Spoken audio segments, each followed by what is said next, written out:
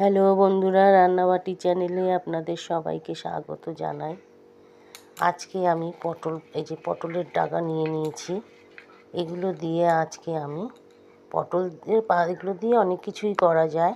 এই যে ডালগুলো, এগুলো দিয়ে আপনার শুক্তো করা যায়, শুক্তো খেতে পারেন। এগুলো একটু তিতকুটে হয়, খুব ভালো, সুগারের জন্য ভালো, এমনি খেতেও ভালো। এগুলো অনেক সময় এগুলো দিয়ে এই সুগার শুক্তো করা যায় এগুলো দিয়ে। আবার এগুলো আজকে আমি একটু অন্যরকম করে রান্না করব। দেখুন আমি পটলের ডগাগুলো সব ধুয়ে কেটে নিয়েছি। এবার আলু ছোট ছোট করে সরু করে কেটে নিয়েছি, আর বেশ খানিকটা রসুন নিয়েছি। আর এই যে মৌরলা মাছ নিয়েছি। আপনারা মৌরলা মাছ না দিতে চাইলে এমনিও করতে পারেন। আমি মৌরলা মাছ দিয়ে করব। এই মৌরলা মাছ নিয়ে নিয়েছি। কড়াইয়ে তেল দিয়ে দিয়েছি, আমি মৌরলা মাছগুলো ভেজে নেব। মাছগুলো ভেজে তুলে, মাছটা আমার ভাজা হয়ে গেছে। এবার আমি রসুনগুলো দিয়ে দেবো।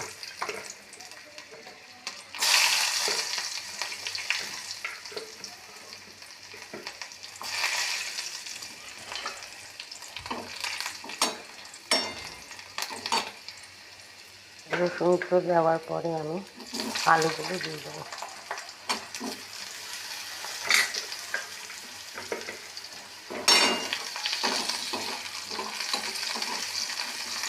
আলুগুলো দিয়ে নুন হলুদ দিয়ে আমি ভেজে নেব। আলুগুলো ভাজা ভাজা হয়ে গেছে। এবার শাকটা দিয়ে দেবো।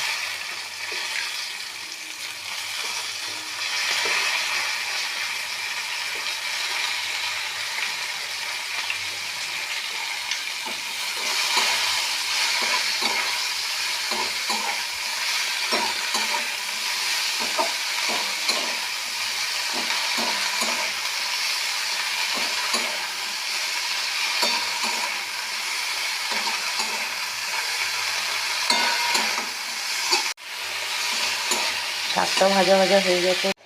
এই যে আমার মোরলা মাছগুলো দিয়ে আমার এটা হয়ে গেছে। আমার ফোনে একটু ডিস্টার্ব হয়েছিল, ওটা দেখাতে পারিনি। মাছটা মোরলা মাছ দিয়ে আমি একটু ঢেকে দিয়ে হয়ে গেছে। এখন গ্যাসটা অফ করে দেবো।